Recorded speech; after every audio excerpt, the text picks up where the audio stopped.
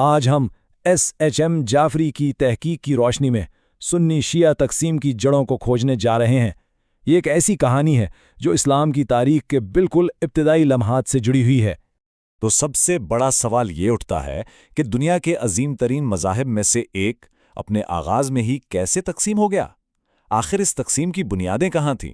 عام طور پہ تو اس کہانی کو بس ایک سادہ سے سیاسی جھگڑے کے طور پر بتایا جاتا ہے، مطلب پیغمبر اسلام صلی اللہ علیہ وآلہ وسلم کے بعد ان کا جانشین کون ہوگا، بس اس بات پر ایک اختلاف۔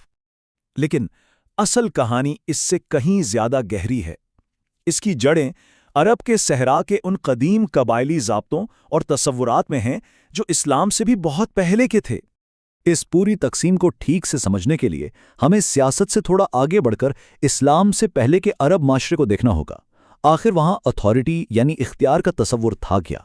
دیکھیے، اسلام سے پہلے عرب میں قیادت کے دو بالکل مختلف ماڈل تھے۔ ایک طرف شمالی عرب تھا، جہاں شیخ یا سردار کا انتخاب قابلیت اور عمر کی بنیاد پر ہوتا تھا، یعنی ایک طرح سے میرٹ پر۔ لیکن اس کے بالکل برعکس جنوبی عرب میں قیادت مقدس سمجھے جانے والے خاندانوں میں نسل در نسل چلتی تھی۔ وہاں روحانی اختیار وراثت میں ملتا تھا۔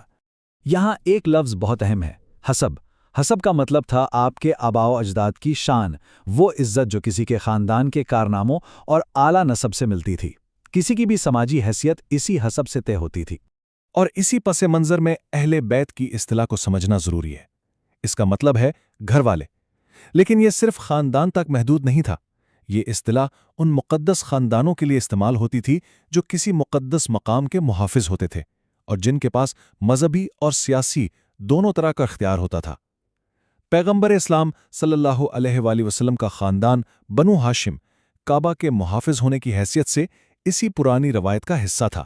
تو اب آتے ہیں اس خاص دلیل کی طرف جو حضرت علی کے حق میں پیش کی جاتی ہے، اور اس کی بنیاد قرآنی آیات اور پیغمبر اسلام صلی اللہ علیہ وآلہ وسلم کی زندگی کے کچھ بہت اہم واقعات پر ہے۔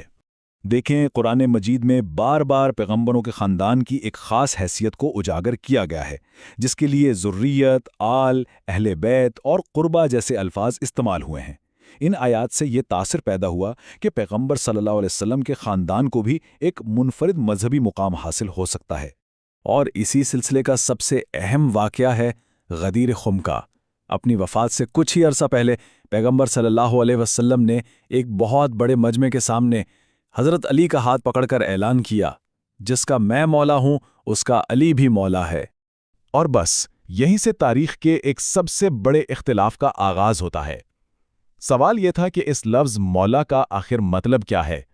سنی مکتب فکر کے مطابق اس کا مطلب ہے دوست، رازدار یا قریبی رشتہ دار، جبکہ شیعہ مکتب فکر کہتا ہے کہ نہیں، اس کا مطلب ہے آقا، رہبر اور سرپرست۔ یہی وہ ایک نقطہ ہے جہاں سے دو راستے بالکل الگ ہو جاتے ہیں۔ تو اب کہانی اپنے فیصلہ کن موڑ پر پہنچتی ہے۔ ثقیفہ بنی ساعدہ کی وہ میٹنگ جہاں نئے رہنما کا انتخاب ہونا تھا، اور یہ سب کچھ بہت جلدی میں ہوا۔ ذرا سوچیں، پیغمبر صلی اللہ علیہ وسلم کی وفات کے فوراً بعد کے چند گھنٹے امت بغیر رہنما کے رہ گئی۔ مدینہ کے انصار قبائل اپنا سردار چننے کے لیے ثقیفہ میں جمع ہو گئے۔ جیسے ہی خبر ملی، حضرت ابو بکر رضی اللہ تعالیٰ اور حضرت عمر رضی اللہ تعالیٰ وہاں پہنچے۔ ایک گرما گرم بحث ہوئی اور آخر میں حضرت عمر رضی اللہ تعالیٰ نے حضرت ابو بکر رضی اللہ تعالیٰ کی بیعت کر لی۔ یہ سب کچھ بہت تیزی سے ہوا۔ ثقیفہ میں دو بنیادی دلائل آمنے سامنے تھے۔ مدینہ کے انصار کا موقف تھا، ہم خدا کے مددگار اور اسلام کا ہر اول دستہ ہے، ایک حاکم ہم میں سے ہو اور ایک تم میں سے۔ اس کے جواب میں مکہ کے مہاجرین نے کہا، عرب قریش کے علاوہ کسی کی حکومت تسلیم نہیں کریں گے، رہنما تو قریش میں سے ہی ہوں گے۔ اس انتخاب کے متنازع اور غیر منصوبہ بند ہونے کا اندازہ اس اہم قول سے لگایا جا سکتا ہے جو حضرت عمر رضی اللہ تعالیٰ عنہ سے منسوب ہے کہ بے شک یہ ایک جلد بازی کا فیصلہ تھا، ایک فلتہ جسے منظور کر لیا گیا، لیکن اللہ نے اس کے شر سے بچا لیا۔ تو ثقیفہ کے فیصلے کے بعد ہوا کیا؟ یہیں سے ایک مستقل تقسیم کی بنیاد پڑی اور پہلے شیعہ گروہ کی شکل سامنے آئی۔ حضرت علی اور ان کے حامیوں نے شروع میں بیعت کرنے سے انکار کر دیا اور وہ حضرت فاطمہ کے گھر پر جمع ہو گئے۔ اس طرح ایک واضح گروہ سامنے آیا جس کا مرکز حضرت علی کی ذات تھی۔ حضرت علی کے ارد گرد ایک چھوٹا لیکن بہت وفادار حلقہ جمع ہو گیا۔ ان میں 4 لوگ اتنے نمایاں تھے کہ بعد میں شیعہ تاریخ نے انہیں ارکان اربع یعنی 4 ستون کا لقب دیا۔ یہ تھے سلمان فارسی، ابو ذر غفاری، مقداد بن عمرو اور عمار بن یاسر۔ یہ لوگ اس نئی سوچ اور تحریک کا مرکز تھے۔ خود حضرت علی علیہ السلام اس معاملے کو کیسے دیکھتے تھے؟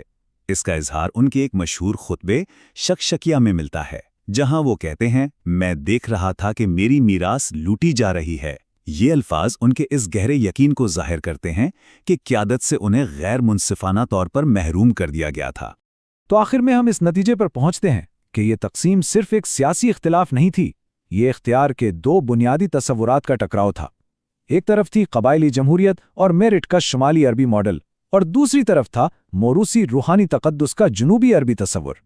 اصل سوال یہ تھا کہ قیادت کا صحیح مطلب کیا ہے؟ کیا یہ ایک سیاسی عہدہ ہے جس کا انتخاب لوگ کریں، یا پھر یہ ایک مقدس منصب ہے جو خاندان میں منتقل ہوتا ہے؟ یہی وہ سوال ہے جس نے صدیوں تک اسلامی دنیا کی تاریخ کا رخ متعین کیا۔